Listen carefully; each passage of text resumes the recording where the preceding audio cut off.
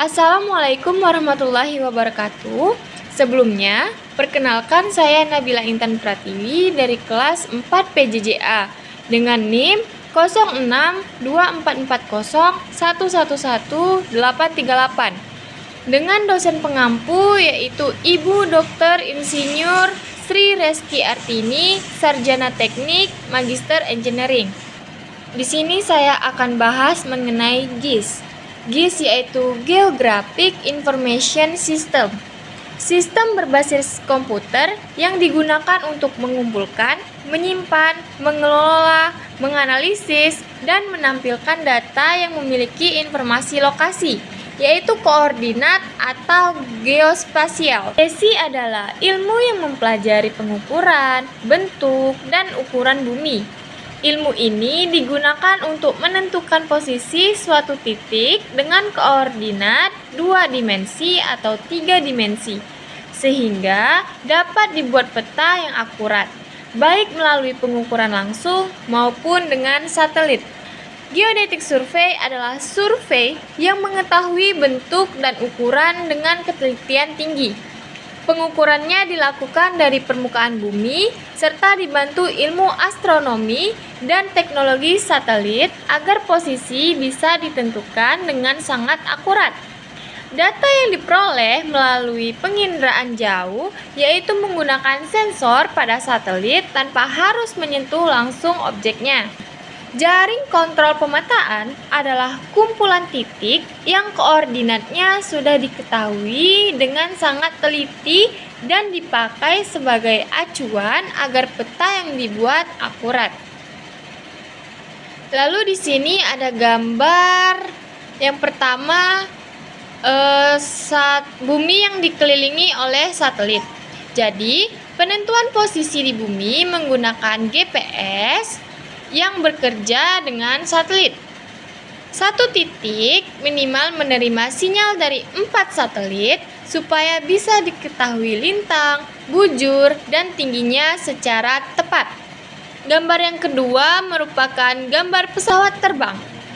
Dalam survei udara, pesawat yang dilengkapi GPS terbang mengikuti jalur tertentu sambil merekam posisi dan memotret permukaan bumi. Hasil rekaman dari satelit atau foto udara ini kemudian diolah menjadi peta yang detail dan akurat. Ada gambar 3, 4, dan 5, yaitu menunjukkan satelit yang digunakan dalam proses pemetaan. Selain menggunakan satelit, pembuatan peta juga dilakukan dengan metode pemotretan atau pemindaian atau scanning dari atas pesawat. Pesawat yang terbang di ketinggian tertentu akan merekam permukaan bumi menggunakan kamera atau sensor khusus. Lalu di sini ada gambar kapal. Di mana posisi kapal ini? Nah, kapal di laut tidak bisa ditentukan hanya dengan lihat visual, tapi harus pakai koordinat, yaitu lintang dan bujur. Ini nyambung ke konsep sistem koordinat dan penentuan posisi menggunakan satelit, GPS atau GNSS. Intinya, jelas bahwa setiap objek di bumi punya posisi geografis yang bisa ditentukan secara akurat. Gambar jalan. Seberapa penting posisi? Nah, ini menanamkan pentingnya ketelitian posisi dalam perencanaan konstruksi. Fondasi jembatan harus tepat koordinatnya supaya struktur aman, tidak meleset, dan sesuai dengan kondisi topografi dalam teknik sipil. Dalam teknik sipil, kesalahan posisi bisa berdampak besar ke kestabilan dan biaya. Lalu di sini ada gambar GNSS, yaitu menentukan posisi titik di bumi dengan bantuan satelit. Satelit mengirim sinyal ke alat penerima atau receiver di permukaan. Receiver harus menerima sinyal dari minimal 4 satelit agar posisi bisa dihitung dengan akurat. Dari sinyal tersebut diperoleh koordinat 3 dimensi, yaitu X, Y, dan Z, atau dalam bentuk lintang, bujur, dan tinggi. Penentuannya memakai acuan ekuator dan meridian Greenwich. Jadi, receiver menghitung jarak ke satelit lalu menentukan posisi titik secara tepat. Lalu di sini ada fotogrametri. Fotogrametri adalah teknik pengukuran dan pemetaan menggunakan foto udara. Data diambil dari pesawat atau drone tanpa menyentuh langsung objek di lapangan. Foto udara kemudian diolah menjadi peta permukaan bumi yang akurat dan detail. Drone biasanya dipakai untuk pemetaan skala kecil seperti jalan, perumahan, atau area proyek. Selanjutnya di sini ada contoh gambar yang diambil dari ketinggian. Nah, gambar ini menjelaskan tentang penginderaan jauh. Jadi, penginderaan jauh adalah cara mendapatkan data permukaan bumi dari jarak jauh menggunakan sensor di pesawat atau satelit tanpa menyentuh langsung objeknya. Lalu di sini ada kartografi. Kartografi yaitu seni, ilmu, dan teknologi pembuatan peta dan ikhtisar sajian permukaan bumi fisik. Nah, pada gambar pertama ini merupakan peta 2 dimensi. Peta 2 dimensi menampilkan permukaan bumi pada bidang datar, hanya dengan koordinat X dan Y, tanpa informasi ketinggian. Sedangkan gambar yang kedua itu gambar X dan Y dalam bentuk soft copy atau digital.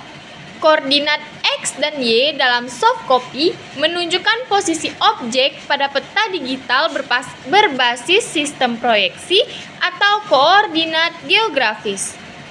Lalu gambar yang ketiga yaitu menunjukkan X, Y, dan Z. Nah, Z di sini merupakan elevasi. Koordinat ini menggambarkan posisi objek beserta ketinggian atau elevasi sehingga membentuk model permukaan bumi 3 dimensi. Di sini ada perkembangan peta. Pada gambar yang orange, lingkungan perubahan peta terus berkembang karena kondisi fisik di permukaan bumi berubah. Misalnya, adanya pembangunan jalan tol baru, perluasan kota, atau perubahan aliran sungai sehingga peta harus diperbarui agar tetap sesuai dengan keadaan nyatanya. Contohnya, dari suatu daerah masih hutan, sekarang sudah jadi perumahan. Maka, pada peta terbaru wilayah itu ditampilkan sebagai permukiman. Gambar yang kedua, kebiasaan manusia berubah. Perkembangan peta juga dipengaruhi oleh perubahan kebutuhan dan aktivitas manusia. Dari yang awalnya memakai peta kertas, sekarang beralih ke peta digital yang bisa diakses lewat HP dan dilengkapi fitur navigasi. Engineering surveying mencakup pemetaan topografi skala besar yang digunakan sebagai dasar dalam perencanaan dan desain pekerjaan teknik sipil. Pada gambar jalan, peta yang dibuat fokus pada objek jalan dan detail di sekitarnya karena dipakai untuk kebutuhan desain rekayasa, seperti perencanaan drainase jalan, drainase, dan elevasi. Skala besar peta. Peta adalah gambaran permukaan bumi pada bidang datar atau 2 dimensi yang diperkecil menggunakan skala dan digambar dengan proyeksi tertentu agar bisa mewakili bentuk sebenarnya. Kenapa tidak bisa skala 1:1? Peta yang ideal sebenarnya memang berskala 1:1. Ukuran di peta sama dengan maksudnya 1:1 yaitu ukuran di peta sama dengan ukuran di lapangan. Tetapi, hal itu tidak mungkin dilakukan karena ukuran wilayah di bumi sangat luas, sehingga harus diperkecil. Proyeksi peta. Proyeksi peta adalah ilmu yang mempelajari hubungan antara ukuran, jarak, dan bentuk di permukaan bumi yang melengkung dengan hasil penggambarannya pada bidang datar atau peta. Untuk wilayah sekitar kurang dari 37 km kali 37 km, efek kelengkungan bumi dianggap kecil sehingga perhitungan bisa kembali bidang datar. Tidak perlu koreksi proyeksi secara teliti. Sedangkan untuk wilayah yang lebih dari 37 km dikali 37 km, kelengkungan bumi harus diperhitungkan karena jika tetap harus datar akan menimbulkan kesalahan jarak, luas, dan posisi. Nah, di sini ada model bumi sebagai referensi atau acuan. Yang pertama ada bumi, permukaan nyata. Bentuk bumi sebenarnya tidak beraturan karena ada gunung, lembah, laut, sehingga sulit dipakai untuk perhitungan. Yang kedua ada geoid. Geoid adalah model bumi yang mengikuti permukaan air laut rata-rata seolah-olah datarannya ditiadakan. Digunakan sebagai acuan tinggi atau elevasi. Lalu ada ellipsoid. Adalah penyempurnaan bentuk bumi yang halus dan teratur sehingga bisa dihitung dengan rumus matematika dan dipakai dalam perhitungan koordinat. Selanjutnya yaitu permasalahan dalam proyeksi peta atau distorsi. Permukaan bumi itu melengkung seperti bola, sehingga kalau kita analogikan bola plastik yang dibelah menjadi dua, lalu kita paksa menjadi datar, bentuknya akan retak atau berubah. Hal yang sama terjadi saat permukaan bumi dipindahkan ke peta datar, pasti muncul distorsi atau perubahan. Distorsi yang terjadi meliputi jarak, sudut atau bentuk, sedikit atau perubahan luas. Nah, di sini ada contoh gambar dari hasil pengukuran. Survei yang ditampilkan dalam dua bentuk, yaitu peta topografi atau detail hasil pengolahan data ukur atas dan citra kondisi lapangan yang di-overlay dengan hasil pengukuran bawah. Artinya, data yang diambil di lapangan diolah menjadi peta yang menampilkan kontur, batas lahan, bangunan, jalan, serta titik-titik ukur untuk kebutuhan perencanaan teknik. Generalisasi peta pada skala besar ke skala kecil. Semakin besar skalanya, misal nih 1:5000, maka detail objek seperti jalan kecil dan bangunan masih terlihat jelas. Sedangkan semakin kecil skalanya, misal 1:500.000, detailnya disederhanakan dan hanya menampilkan unsur-unsur utamanya saja. Nah, intinya, jika skala semakin kecil, wilayah semakin luas. Detail peta makin berkurang nih, atau kita sebut generalisasi layout atau unsur-unsur peta dalam satu lembar peta. Di dalam peta ada judul peta, legenda, skala, arah utara, inset atau lokasi, sumber data, serta bidang peta utama yang menampilkan kenampakan seperti sungai, jalan, dan penggunaan lahan.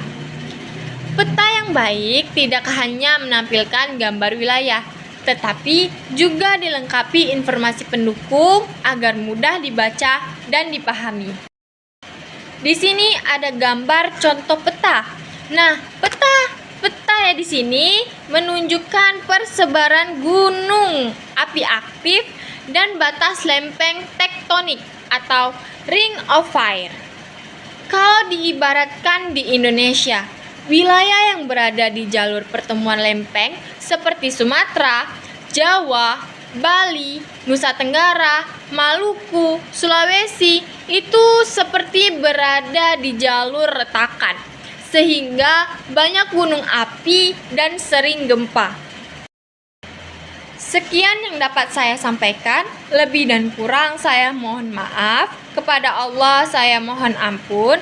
Terima kasih atas waktunya.